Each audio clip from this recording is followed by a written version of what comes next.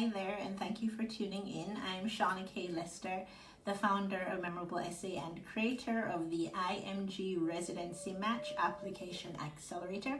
We'll be talking some more about that, but for now, just introducing myself and getting started today.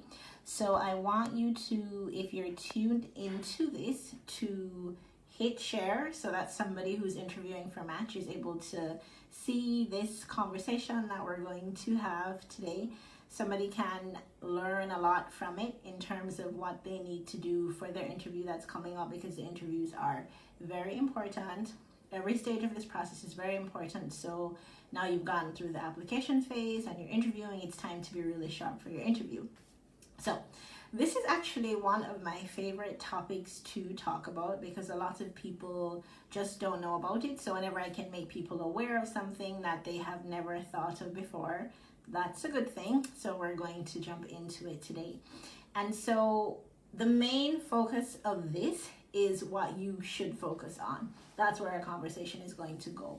And so what I find oftentimes, even this year, is that especially if you're a higher achieving sort of person, which you need to be to actually see through this process, when it comes time to prepare for your interview, you do the best that you can in terms of, running through all the possible questions that you can get. And that's really great. I mean, obviously that's the responsible thing to do because, if you prepare well, the interview should not be the first time. I've said that before. If you watch my videos, you would have heard the interview should not be the first time that you're answering most of the questions that you get. Like maybe one or two questions should be new to you, but most of them you should have already answered those questions in your preparation. So in a sense, you do want to sort of run the gauntlet in terms of answering all the questions. Hey, Akoli, answering all of the questions that you can, but it will be impossible to prepare for every single question. So we're going to talk about what to focus on instead. The best way to explain this is with an analogy.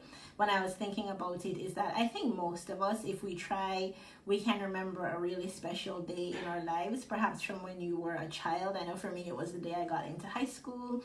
It was after a field trip, and I found out the high school that I would be attending, and I was really elated because I had sort of looked up to the young women who went to that school, looked up to them for a really long time. And so I was so excited that I was going to get to be one of them and to wear the uniform.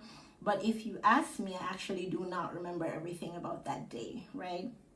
So if you can stop and you can, feel free to share in the comments, whether you're watching live or watching on the replay, if you can share, yourself based on your background, what's a day from your childhood that you really remember because it just makes you feel so wonderful inside.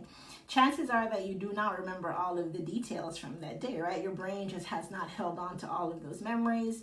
Even if you're a big writer or a journal person and you wrote them down, you do not remember every single thing. But what you do remember is the overall feeling that that day gave to you. And that's something that you want to focus on as you prepare for your interview. And the way that you do that is through messaging, all right?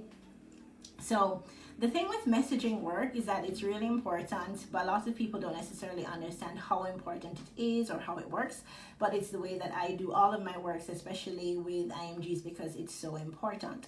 So if you did your personal statement well and you did your application well, this should be pretty easy for you because actually most of your messaging for your interviews is something that you should go back to your application and pull out of your application. And so what I mean by that is that when you sit down and you think, tell me about yourself, what are your strengths, what is your weakness, why have you chosen this specialty, what do you have to give to our particular program, those are all questions that should have been answered in a good and robust personal statement, and you can just kind of take them out and tailor them for the program, right? If you're not in that boat, at least make sure that you have answers to those basic questions going into the interview. But what I find is that a lot of people, they get the interview invitation, they choose their date, and so they start now with, okay, I'm going to make all these new responses. I'm going to make all these new responses that sound very official and they sound very tailored, and somehow these are going to make me match. But the problem with that, and it's something that is very subtle where if you're not aware of it, you just won't think of it, is an issue with the consistency of responses. And so what that means is that you meet somebody today and they say that they like this thing or they're motivated for this reason, and the next time that you meet them, all of that messaging is gone, right? So yesterday they really loved, internal medicine because it helps them to figure out things, and they like the intellectual challenge of that. And tomorrow you meet them and they love internal medicine because it gives them a chance to serve. And I mean, obviously you would have more than one reason, but I'm just saying, if the reasons that you present in writing are different from the reasons that you present when you speak, it is communicating a problem in terms of you are inconsistent with your responses. And whenever people is inconsistent, that just makes you less believable, right? None of us like inconsistent people. So what you want to do is to go back to that application and to pick out those responses and to tailor them. And as I'm saying, if the way you wrote made it so that they were missing from the application, you have to come up with them from scratch. All right. So what you want is to think about, what are the overall things about yourself that you want to communicate. So we had spoken about this in an earlier video, that whenever anyone is evaluating you for a match, they're wondering if you are actually qualified to be there, qualified to join their team, if you are going to like being a part of their team and being, really like doing all of the work that goes into residency, right? And they're also wondering if they're going to enjoy working with you, right? Because it's a pain to work with anybody who is going to slack off, is going to be a fuss, is going to disrupt the program, or worse, is going to bring harm to a patient or something. So those are all of the questions that you need to be answering as you go through your responses, right? Ensure that every single one of the responses that you prepare is an answer to one of those questions or to one of those fairs that you want, whatever you want to call it. Make sure that all of your responses answers one of those things.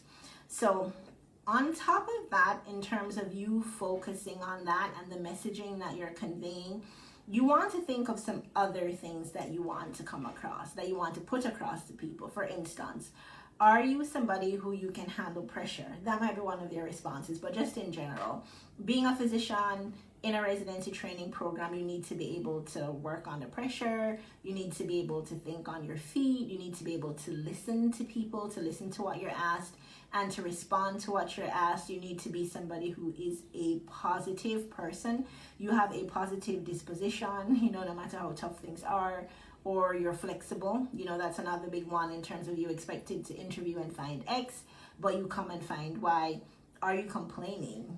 Do you look stressed, or can you just kind of go with the flow of how the day is going?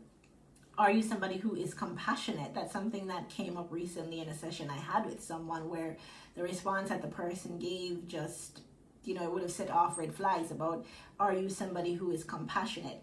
Because what you want is, when we spoke about that day that was special in your life, that you maybe do not remember all the details, but you really just remember how you felt on that day and it was a good feeling, is that you want to have these individual responses that stand out, but you also want to leave people with an overall positive feeling, confidence in your ability, confidence in your enthusiasm. So one of the ways that I actually got started in the world of interviewing is in college interviews. And I always tell people that there are two people who I remember interviewing who I cannot forget.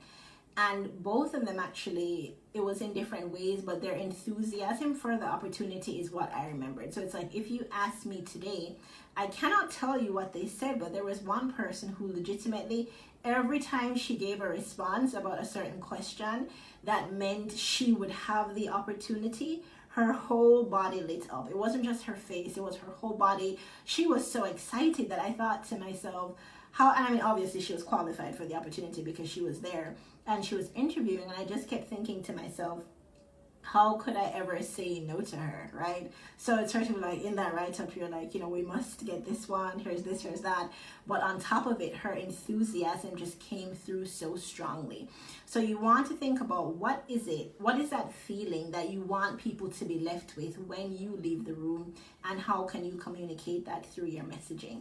So my last point that I will say about that is that in the rank of questions, there are certain questions that, they're staples. You're going to get them at some point, especially if you have more than one interview. You're going to get them along your interview trail this year. So we had spoken about those. Tell me about yourself, strengths, weakness, difficult patient, these sorts of things. But the most important question that you will be asked, right? And messaging is highly involved in this particular question, so I wrote it down for you. is what are your questions for me, right? So you are going to be asked that question. I mean, unless something happens where there's just absolutely no time left for your interview, but more than likely you are going to receive that question. It's possible for you to receive that question first in terms of in the list of all of the questions that you get. So you really want to be prepared to respond to that question. And there is messaging that is communicated in that response. Do you have any questions? No. Just think about it. What is the messaging that communicates? Are you not interested? Did you not prepare? What is that communicating about you? So even if you have very stellar responses to all of the other questions, if your response to do you have any questions for me is no, people are going to think, is this person not curious? Are they not interested? Are they not giddy? Do they not want to be a part of this team? If your response to that question is, I had some questions, but most of them have already been answered, what's the messaging there? What are you communicating? Did you have so few questions that all of them have already been answered? Again, the messaging is also that probably you're just not that interested, because the opportunity to talk with each person, the opportunity to talk to a resident is a great opportunity. The opportunity to talk with a fellow, to talk with somebody who is in charge of the program, somebody who would teach you. You're not interested in them. You're not interested in their research. You're not interested in anything that you've seen since you've been around. So the messaging of your response to do you have any questions for us, very important, because even if you've gone through interviewing with really amazing responses to all of the other questions and you sort of leave a bad taste in the person's mouth with no questions, that doesn't really, do well for you, or it doesn't represent you very well in terms of when people are thinking about that day or that time when they met you and how you made them feel. All right, so those were my tips to you today. And in terms of just putting yourself together whenever, now we're in interview season, going through till January.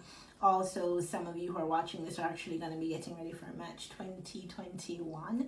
So putting together your application, you really want to think about, beyond the scores, beyond sort of doing all of the other things that would ready you up, or get you ready, your volunteer opportunities, your extracurriculars, and so on. You really want to start thinking of your application not in terms of these single documents and single events. So not this is a personal statement, this is a CV, this is a letter of recommendation, this is an MSPE, this is my interview response number 1 and interview response number 2. It's all one thing, and the primary thing that you're leading with is your messaging. That's what I focus on when I work with my clients, and that's what I want you to focus on as well. Messaging that communicates that you're qualified for the opportunity, that people are going to love working with you, and that you're going to love doing the work, and overall just any positive adjective you can think of that would be important in that setting. You want that to be a part of your messaging. You're composed, you're professional, you think well on your feet, you're prepared, you're interested, you're deeply interested. You know how to engage someone in conversation, meaning that you not just talk, but you also listen. All right? So as you prepare for your interviews, be sure to focus on your messaging. Go ahead and click the link below to join the Facebook group, the IMG Residency Match Application Accelerator Facebook group. You're going to be hearing a lot more in the weeks to come. So definitely, don't miss out on that. So click the link below and join the group. And until next time, we'll talk. Take care. Bye.